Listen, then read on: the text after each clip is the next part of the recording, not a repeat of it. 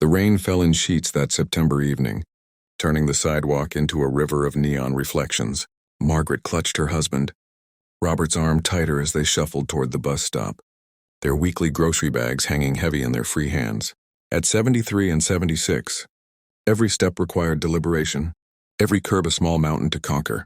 They'd made this journey every Thursday for 40 years, long after their son left home, long after the neighborhood changed around them. What happened next would last only 90 seconds. But those 90 seconds would fracture and remake several lives forever.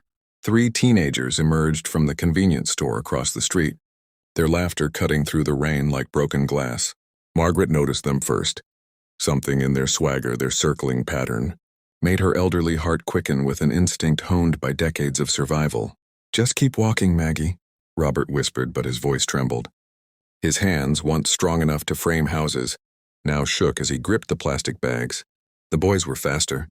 They surrounded the elderly couple like wolves who'd found easy prey, their phones already recording. The first shove was almost playful, a test. Robert stumbled but caught himself. Margaret's bag hit the ground, sending oranges rolling into the gutter like small suns drowning in darkness. "Look at these dinosaurs," one boy laughed, his voice sharp with cruelty. "They don't belong here anymore." Then came the Coca-Cola. Not 1 bottle, but 3, shaken and sprayed like champagne at a celebration. The brown liquid soaked through Margaret's worn coat, the one she'd owned since Robert surprised her on their 50th anniversary. It dripped down Robert's face, mixing with rain and something else, tears he fought desperately to hide. The boys howled with laughter, their phones capturing every moment of humiliation for an audience of strangers who would click and scroll and forget before breakfast. "Please," Margaret whispered, but her voice was lost in their mockery. They took Robert's wallet. They kicked the groceries. They called these 2 people, who had loved and worked and raised a family and paid their taxes and voted and grieved and celebrated and survived. They called them things that no human being should ever call another. And then, satisfied with their entertainment, they vanished into the September rain, leaving only laughter echoing off wet concrete. Robert and Margaret stood there, soaked in soda and shame, as strangers passed by with averted eyes. This was the world now where cruelty became content, where suffering was a punchline. They gathered what groceries they could salvage with shaking hands, said nothing to each other because what words existed for this kind of violation, and made their way home in silence. What those boys didn't know, what they couldn't know as they uploaded their video with hashtags and laughing emojis, was that Margaret and Robert's son, Commander James McKenna, was somewhere in the Pacific Ocean at that very moment. He was aboard the USS Michael Murphy, leading a SEAL team that had just completed a hostage rescue that would never make the news. James hadn't slept in 48 hours. He'd made decisions in the darkness that saved 17 lives, and he was thinking, as he always did after operations, about going home to see his parents. The video went viral overnight, not because people were outraged, though some were, but because cruelty has always drawn crowds. It was shared 47,000 times. Margaret and Robert became the old people in millions of feeds. Their worst moment became public property. James saw it 3 days later when his ship reached port.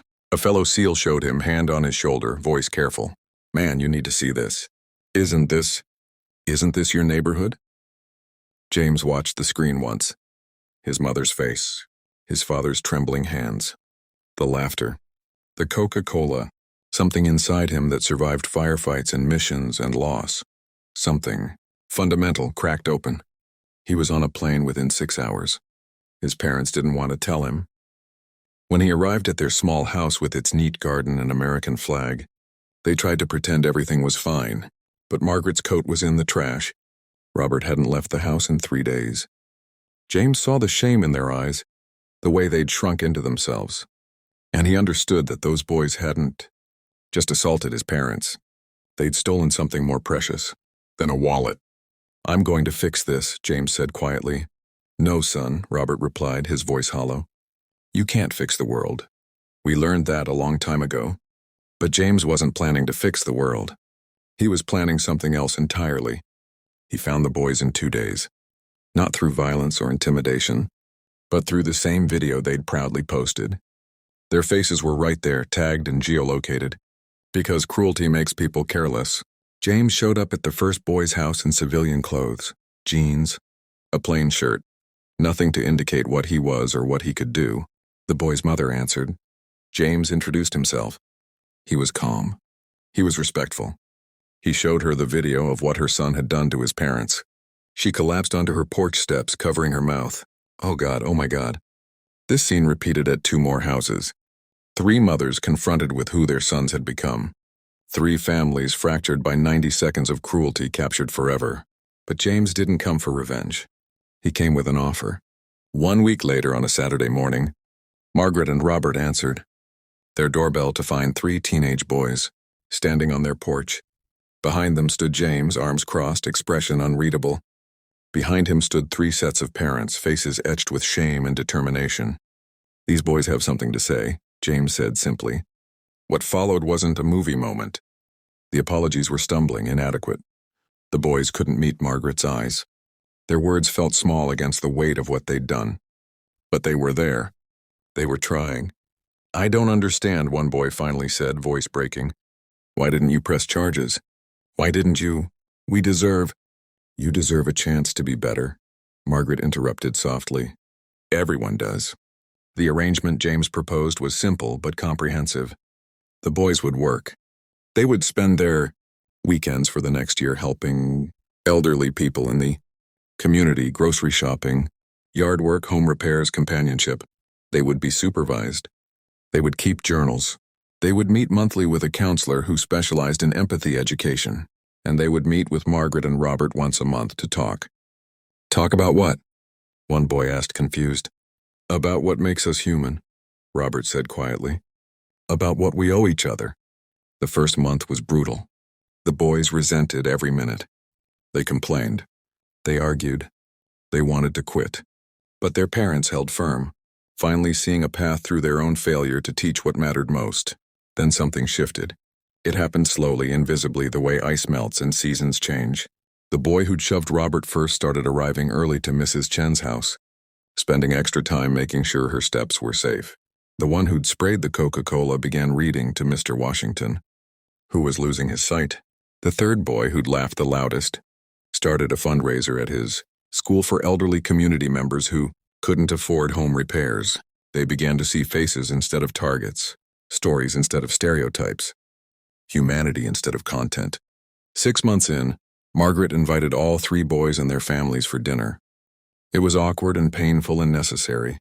They sat around a table where Margaret and Robert had celebrated 50 years of holidays, where they'd raised James, where they'd grieved when Robert's brother died in Vietnam.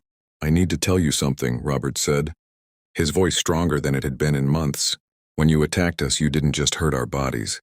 You made us afraid of the world we'd loved all our lives. You made us feel invisible, disposable. That's what cruelty does, it erases people. The boys listened, really listened, some with tears, streaming down young faces, finally, understanding the weight of what they'd carried. But you're here now, Margaret added, reaching across the table to touch one boy's hand. And that means something. That means everything can change. James watched from the doorway. This man who'd been trained to respond to threats with overwhelming force, who'd learned that problems had tactical solutions. His parents had taught him something different, something harder and more powerful.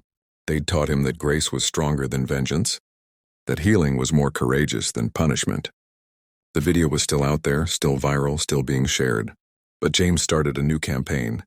He told the full story, not to shame the boys or glorify himself, but to show what happened after, what was possible when people chose repair over revenge. It spread differently than the cruelty had. Slower, deeper, changing people who read it rather than just entertaining them. 1 year later, at the completion of their community service, the 3 boys stood in the same spot where they'd terrorized an elderly couple. This time they'd organized a community celebration, bringing together the dozens of seniors they'd helped, the families they'd reconnected with, the neighborhood they'd begun to see as home rather than hunting ground. Margaret and Robert stood at the center, hands clasped, surrounded by people who'd once been invisible to boys who'd learned to look. James stood beside them in his dress uniform, having taken leave to be there for this moment. One of the boys approached with a framed photograph. It showed all 3 of them with Margaret and Robert, taken during one of their monthly meetings. Everyone was smiling. It was genuine. "We want you to have this," he said, voice thick with emotion. "To remember that people can change, that we changed, because of you." Robert accepted it with shaking hands, the same hands that had trembled with fear and age and humiliation. But now they trembled with something else. Hope, maybe, or the profound satisfaction of witnessing transformation. "The person I was that night," the boy continued, "he's gone. You killed him with kindness, and I'm grateful. I'm so grateful." Margaret pulled him into a hug. "This boy who'd once made her afraid of her own neighborhood. You were never gone," she whispered. "You were just lost. We're glad you found your way home." As the celebration continued around them, James stood with his parents, watching young people and old people sharing stories and laughter where there had once been only cruelty. "You were right, Dad," James said quietly. "I can't fix the world. But this matters." Robert smiled, putting his arm around his son's shoulders. "This is how you fix the world, son. One person at a time, one choice at a time, one moment of grace at a time." The rain had returned, gentle this time, washing the same streets that had witnessed both the worst and best of humanity. And somewhere in that rain, in that moment, the world was exactly what we make it. Broken and beautiful, cruel and kind, dark and light all at once, always becoming